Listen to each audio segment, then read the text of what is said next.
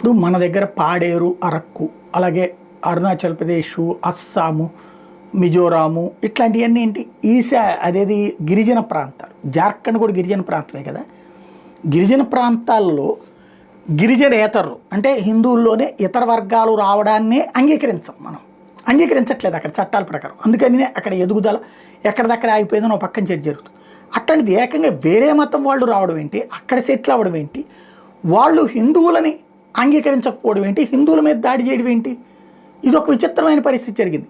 జార్ఖండ్ అంటే సంపూర్ణ 100కి 90 మంది గిరిజనులు ఉండేటటువంటి రాష్ట్రంలో మొన్ననే అనుకున్నాం అనేక మంది అక్కడ గిరిజన ప్రాంతాలకి బంగ్లాదేశ్ నుండి లేకపోతే కనుక మయన్మార్ నుండి ఈ ప్రాంతం నుండి వచ్చినటువంటి ముస్లింలు నిదానంగా ఆ ప్రాంతానికి చేరుకుని ఆ గిరిజన ప్రాంతాల్లో చిన్నపాటి పాకలు చిన్న చిన్న పనులు చేసుకుంటూ ముందు ప్రారంభించి అక్కడున్న అమ్మాయిలు పెళ్లి చేసుకుని చివరికి గిరిజన అమ్మాయిలు మతం మార్చేశారు. మొన్నటిసారి ఎలక్షన్లో జార్ఖండ్లో నరేంద్ర మోడీ, అమిత్ షా ఉపన్యాసం ఇచ్చింది అదే. మనవాళ్ళు ఉంచుదామంటే కూడా జార్ఖండ్లో బీజేపీని ఓడించారు. ఎందుకని అక్కడ ఈ గిరిజన అమ్మాయిలే ఇవాళ ముస్లిం అబ్బాయిల భార్యలు అయిపోయారు.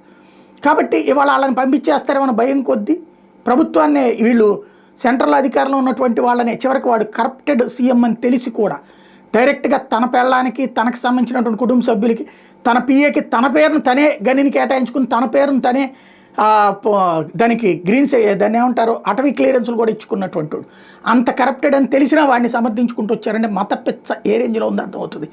ఇదంతా ఇప్పుడు ఎందుకు చెప్పాల్సి వస్తుంది, తాజాగా అక్కడ హిందువులు మహాశివరాత్రి ఊరేగింపు చేస్తున్నటువంటి సందర్భంలో వాళ్ళ మీద దాడి జరిగింది. అక్కడ పెద్ద ఎత్తున రాళ్ల దాడి చేశారు.